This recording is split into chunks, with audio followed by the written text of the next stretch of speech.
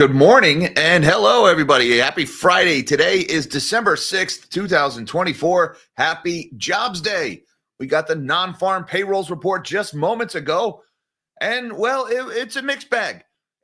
On the surface, it looks like a pretty good jobs report. The number, really nice. Plus 227,000 jobs added for the month of November. The market was expecting 200. So that's a beat. All right. So your top line, your headline number, good jobs report. Now, there are some things in there that are not so good. We'll get to those. And the market right now is reacting very positively. And the odds of a rate cut in December are on the rise. So the fact that a rate cut is becoming more likely at the next Fed meeting would suggest that the market is viewing this as a not good jobs report. And therefore, the Fed is more likely to act to support the economy. So to be honest with you, I haven't had a chance to really parse this data very closely. We'll talk about that in more detail this afternoon once I've seen what's in there. But I'm guessing that the market is kind of latching on to that tick up in the unemployment rate. Unemployment rose from 4.1% to 4.2%. Now, the jobs report itself is saying the unemployment rate was little changed at 4.2%. They always say, oh, little change, wasn't changed. But if you actually dig into those numbers, there's a little bit more to be seen there. So, yeah, unemployment did rise from 4.1 to 4.2. You may recall last month, the unemployment rate was just below 4.2%. And so some people might be a little dismissive of that rise from 4.1 to 4.2. But the number of unemployed people actually increased by 161,000. So you actually had a lot of people dropped out of a lot of people are now out of work, right? 161,000, that is almost exactly 0.1% of the population. So we're actually right on the cusp of 4.3% unemployment. The actual unemployment rate is 4.2457, and at 4.25, they would round up to 4.3. So it's looking right now that next month we're going to be back to 4.3%, which would match the highs of the year. So the unemployment rate ticking up here. Also a little concerning is the participation rate dropped. Labor force participation went from 62.6 down to 62.5. We had 193,000 people dropped out of the labor force. All right. Now, when someone is dropped out of the labor force, they're no longer trying to find work. And so they're no longer counted as unemployed, even though they're not working, they are unemployed. But the government says, nope, you don't count anymore. So you have to add that 193,000 people who are no longer even trying to work to the 161,000 people who are now out of work. So you can see a lot fewer people working, even though the headline number says we added 227,000 jobs. Now, you've maybe discrepancies between the household and the establishment numbers, and I'm going to spend pretty much the rest of the morning and early afternoon digging in to try to explain that discrepancy, figure out what's going on here. So I think right now the market is paying less attention to the headline number, the 227,000 in growth, and they're looking more at those people that are out of work, those people that are giving up trying to find work, the rise in unemployment. And that's got people saying, yeah, the Fed needs to act. We need the Fed to cut rates. And of course, if the Fed is cutting rates, that means the easy money gets flowing again. And so stocks are rallying on this news. Now, it's also worth pointing out, guys, that very un-2024, we actually got some upward revisions to prior month job numbers. The September jobs report was revised up by 32,000 to 255,000 jobs added in September. And the October jobs report was revised up to 24,000 to positive 36. So you're looking at 56,000 in upward revisions to the prior 2 months. So we got a net gain of 283,000 jobs here in this report. That's a lot of jobs added.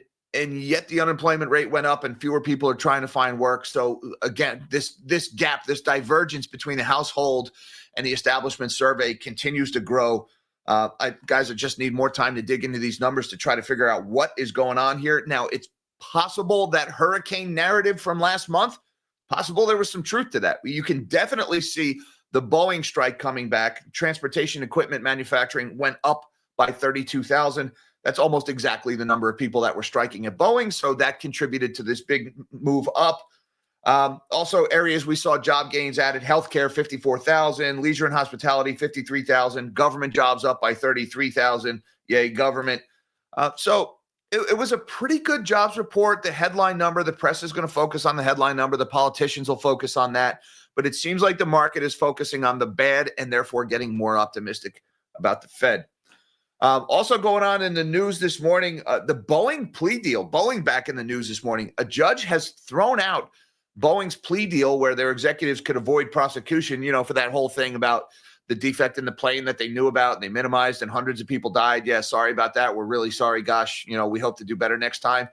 That plea deal where all the executives avoid prison and, the company gets away with a slap on the wrist, it has been thrown out by a federal judge.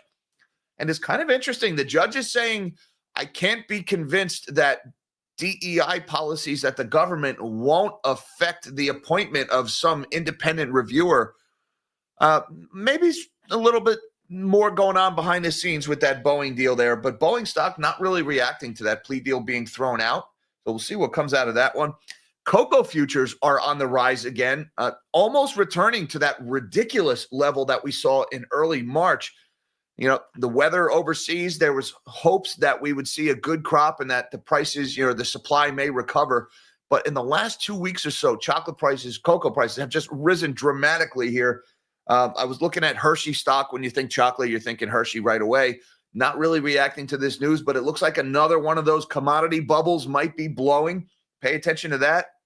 And in another surprise move yesterday, the CME Group announced that the COMEX is now going to be selling 1 ounce gold futures contracts. Obviously, this is a outreach to retail investors who pretty much hate the COMEX, and based on my experience, I'm not really sure what's going on here with these 1 ounce gold contracts. I've got Bob Coleman coming on the channel next week. We're going to talk about that in a little bit more detail. It does seem like a little bit maybe scrambling for retail cash there.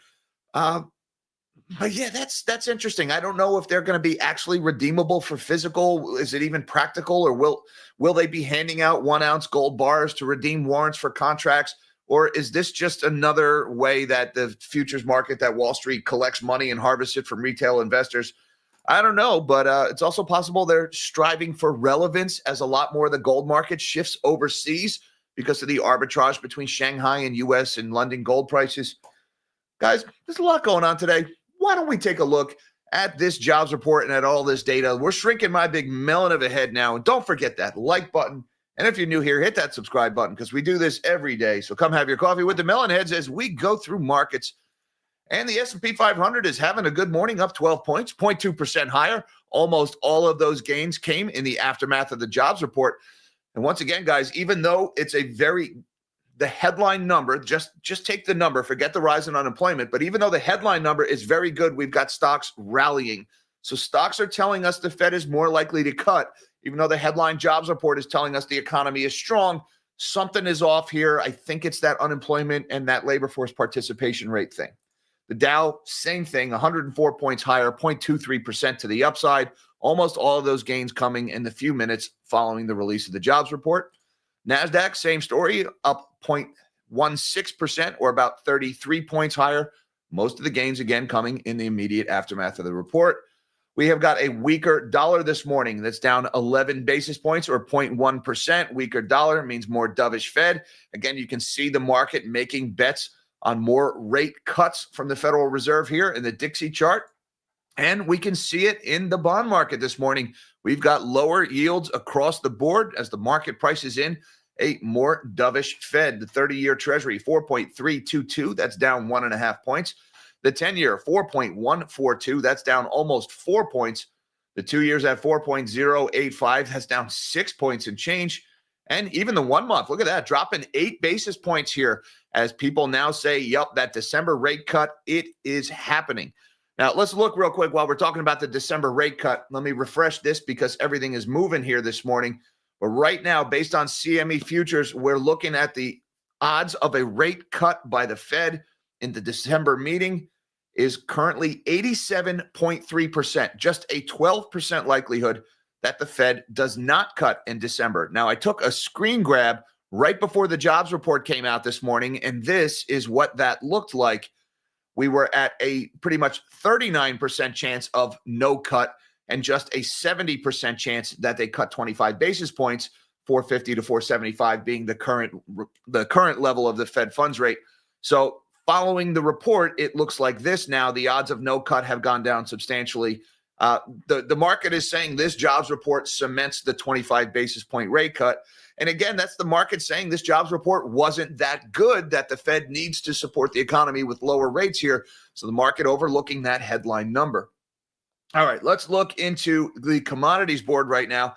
We've got spot gold is actually down a little bit here. That's interesting. $2,628.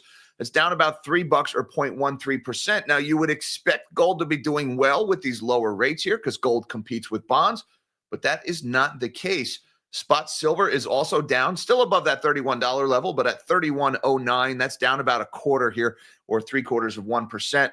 We've got copper is higher by 0.85%. Platinum is lower by 0.2%. Palladium is pretty much unchanged. And WTI crude down 1% here, 70 cents lower for WTI at 67.62.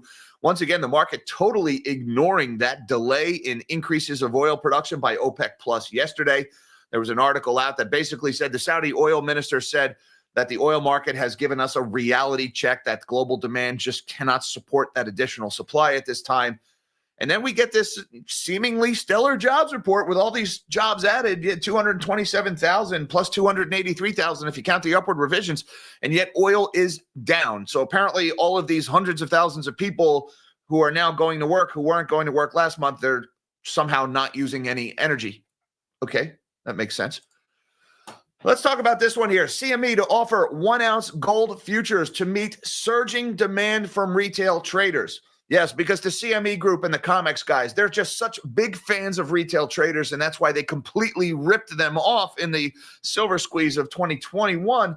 The Chicago Exchange will roll out the new futures contract in January, and the offering will add to the exchange's retail targeted offerings. CME Group will start offering a 1 ounce gold futures contract in January to meet surging demand from retail investors amid bullion's record-breaking rally. So they're trying to get more of that market onto paper and away from, say, the retail bullion market where people can go on like a JM Bullion and buy a 1 ounce gold bar.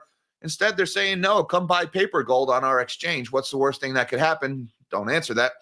There has been a larger trend among retail investors to seek smaller size gold products as a way to diversify their portfolios as spot gold hit repeated record highs this year. The precious metal is the go-to haven asset in times of economic and financial uncertainties. The 1 ounce contract is a great way to lower the barrier to entry in our market, said Jim Henning, CME's global head of metals.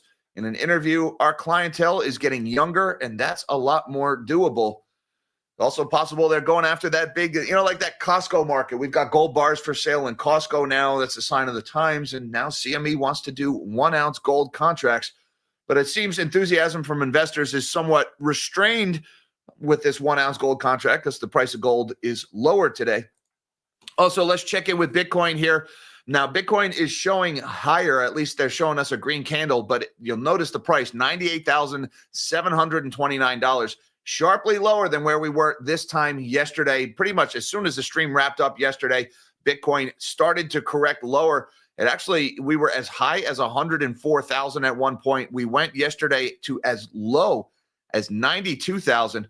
Now, if we zoom in, guys, this is a very ugly spinning top candle that we've got formed yesterday with a big wick to the upside and the downside. A spinning top pattern basically reflects investor uncertainty, and it could be a sign of a reversal about to happen. So keep an eye on that line there, guys, that pennant pattern that we broke out of yesterday.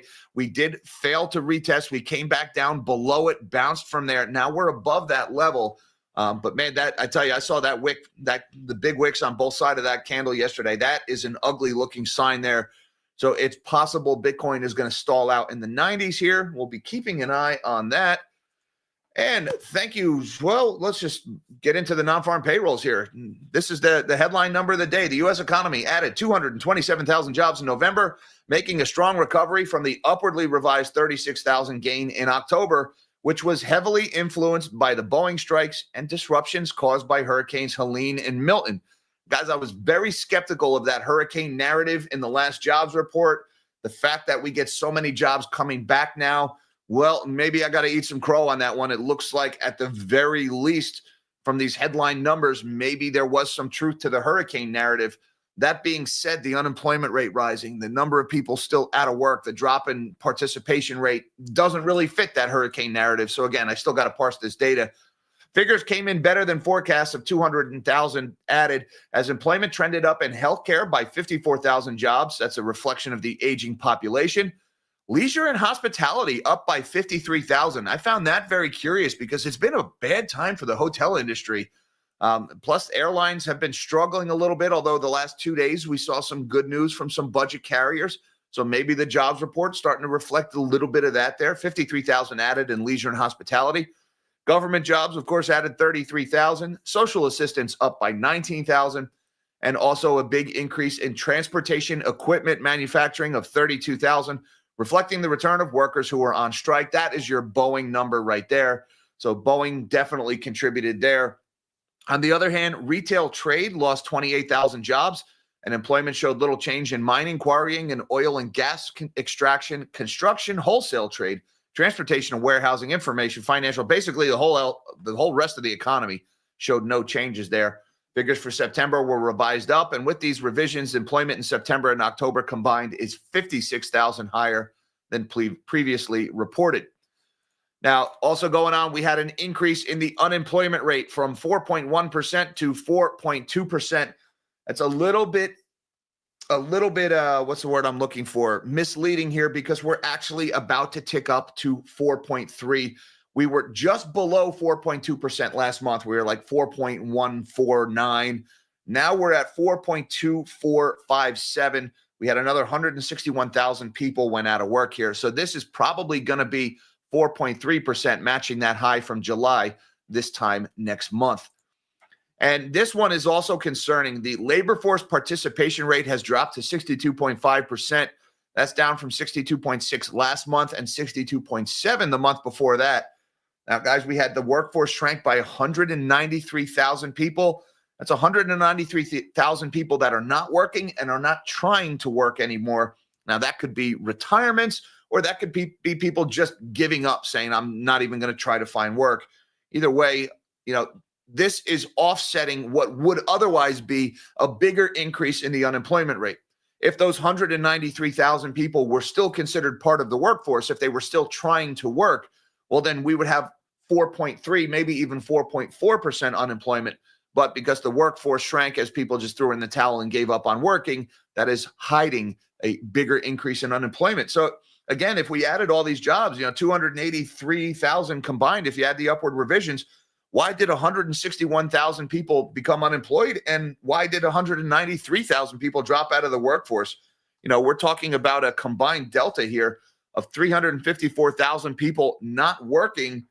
And then you add the 283,000 positive gain from the other survey, you're looking at a gap of about 630,000 people in this data here that's not really explainable.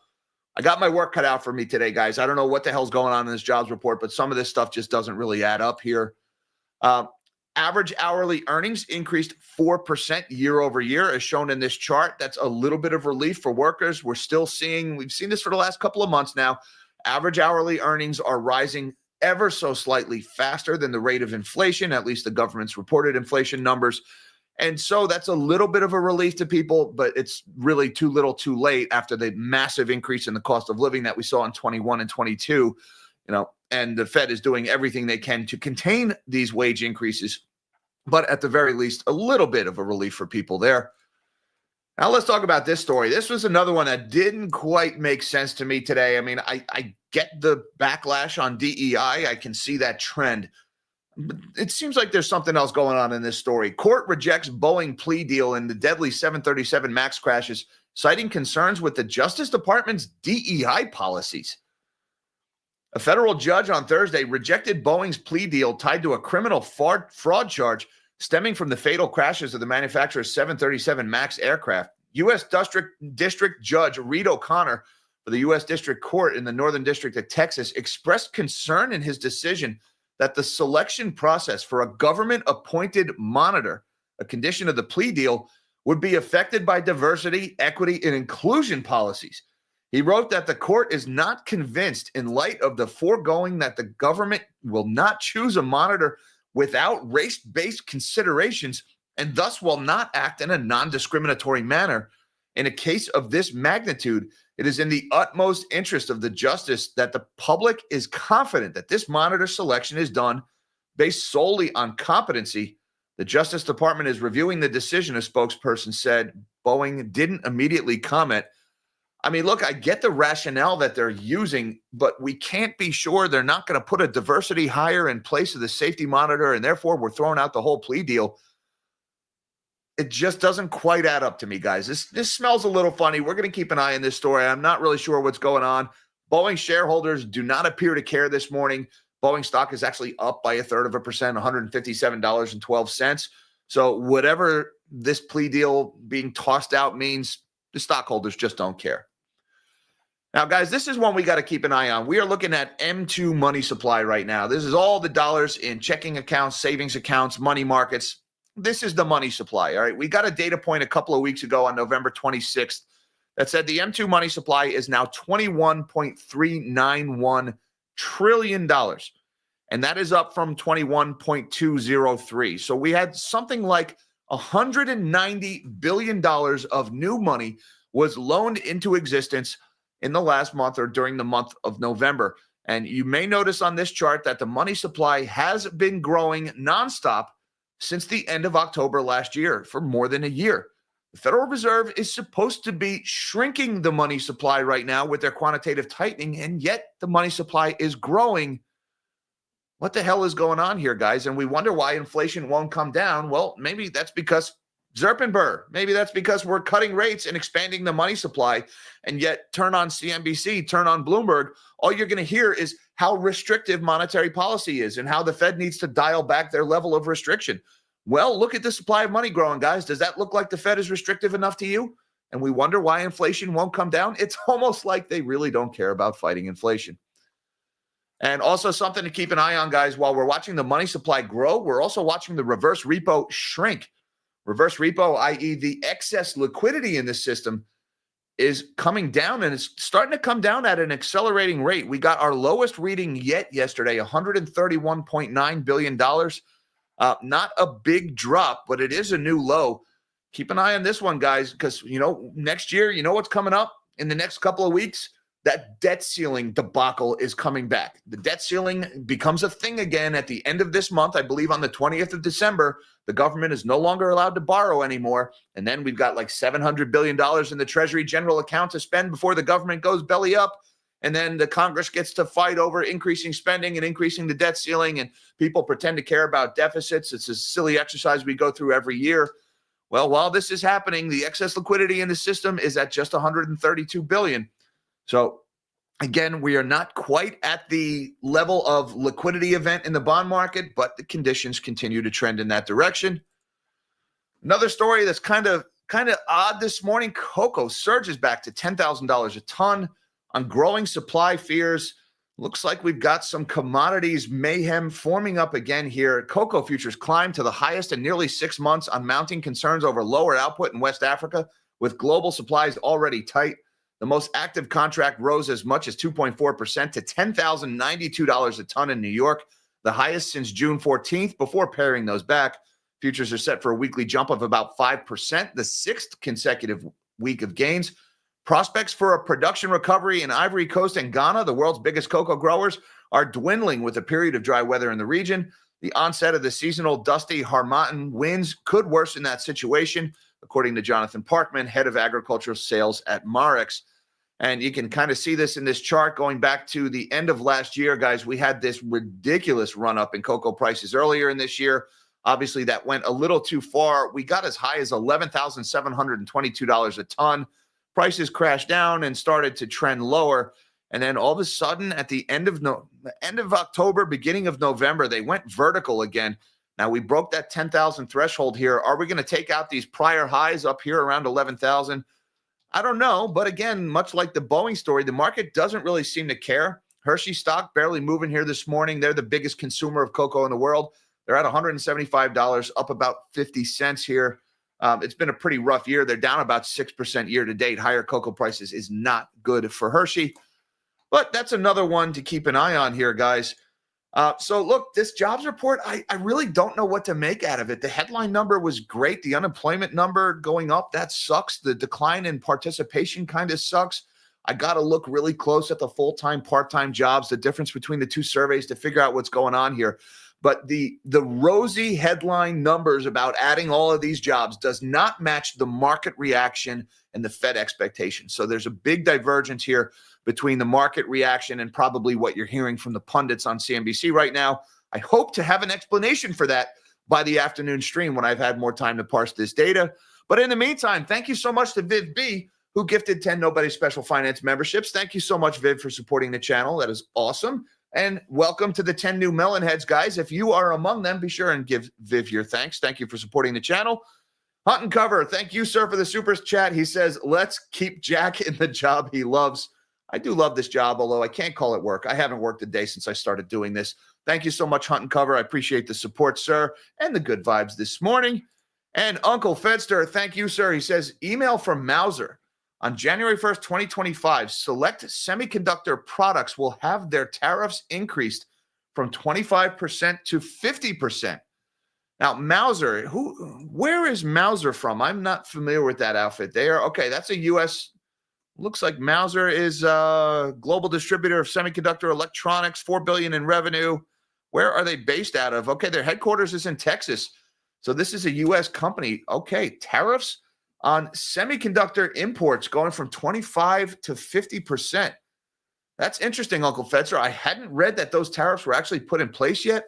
Is that semiconductor products coming just from China? Because most of our semiconductor products we get from Taiwan. I haven't heard anything about Taiwanese tariffs, although, the incoming administration is going tariff crazy. Let's not rule anything out. But just a reminder, guys, those costs are passed on to the consumer. People are like, tariffs. Yeah, let's tax China. Not how that works. A tariff is a tax on you, the end consumer. It eventually hurts China, but that takes a while. And before it hurts China, it hurts you a lot more. Also, there were some interesting things in the semiconductor space. Foxconn reported yesterday, and Foxconn had a pretty big decline in their November revenue in their server manufacturing division, and they didn't specifically mention NVIDIA, but they mentioned a transition from older models to newer models affecting the decline in their revenues over at Foxconn. That sounds an awful lot like the delays in Blackwell, that the NVIDIA chips and that overheating problem that the market totally ignored and dismissed as misinformation. Well, there is now more data from Foxconn, one of the biggest manufacturers in the world, saying, yeah, we're in this transitional period and we're seeing delays. So again, the story of Blackwell, I think we're still not getting the full story over there. But thank you for the heads up on the tariff there, Uncle Fedster, and thank you for supporting the channel. And thank you so much to M&J. Another plea for subs. Let's grow the Melon Patch and end the year over 60K. I'm down if you are M&J. Thank you so much for supporting the channel and for the good vibes. I appreciate that. And thank you to all the Melon Heads for everything you guys do for the channel, especially you magnanimous Melon Heads out there on Patreon and YouTube. You guys are awesome. Thank you so much for everything. Thank you guys for the good vibes and the super chat supporting the channel there. Hi, Mom. Hi, Dad. I love you guys. Everybody, till next time, live small and dream big.